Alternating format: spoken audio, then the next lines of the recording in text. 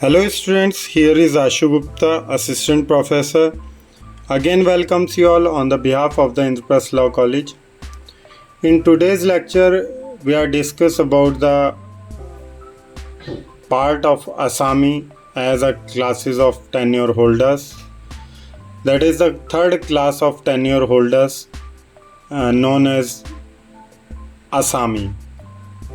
We have already discussed about the two category of tenure holders. The first one is Bhumidhar with transferable rights and the second one is Bhumidhar with non-transferable rights in the previous lectures.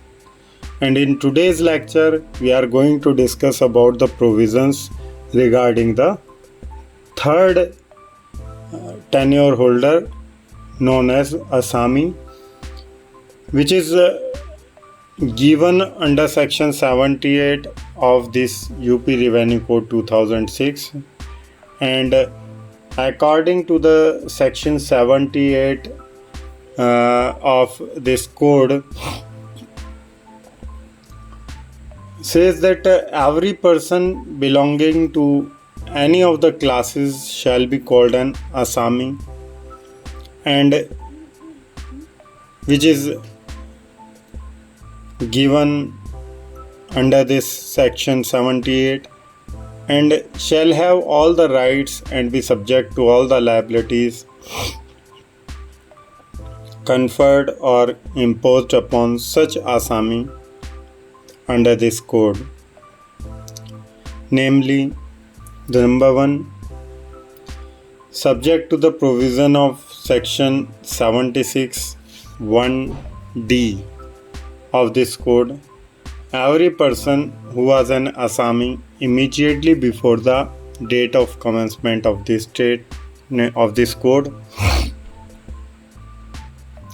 The second one, every person who is admitted as an Asami on or after the said date by the Bhumi Prabandhak Samiti to any land under or in accordance with the provisions of this code. The third one is every person who is admitted as lessee on or after the said date by a Bhumidhar of any land under or in accordance with the provisions of this code. And the last conditions for having the title of Asami is every person who in any other manner acquires the rights of an Asami under or in accordance with the provisions of this code or any other law for the time being in force. So these are the basic provisions given under section 78 regarding to have the title of Asami relating to the UP Revenue Code 2006. Now we will discuss about the rights of an Asami for exclusive possession of his holding, which is given under section 84 of this UP Revenue Code 2006.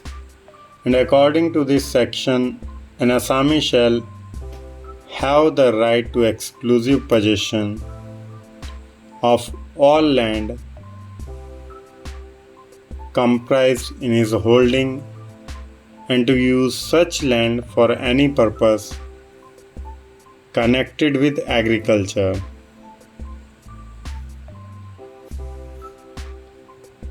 but subject to the provision of this code. And provided that no Asami shall be entitled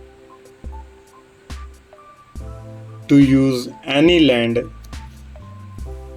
declared by the state government by notification to be intended or set apart for Tongya plantation for any other purpose other than cultivation and raising of crops. So these are the basic provisions which is given under section 78 or the 84 in accordance with the third tenure holder, which is known as Asami.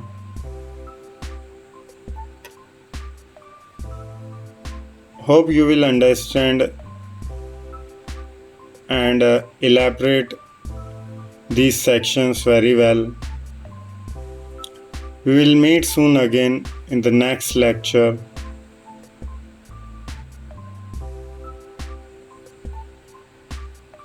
Thank you very much.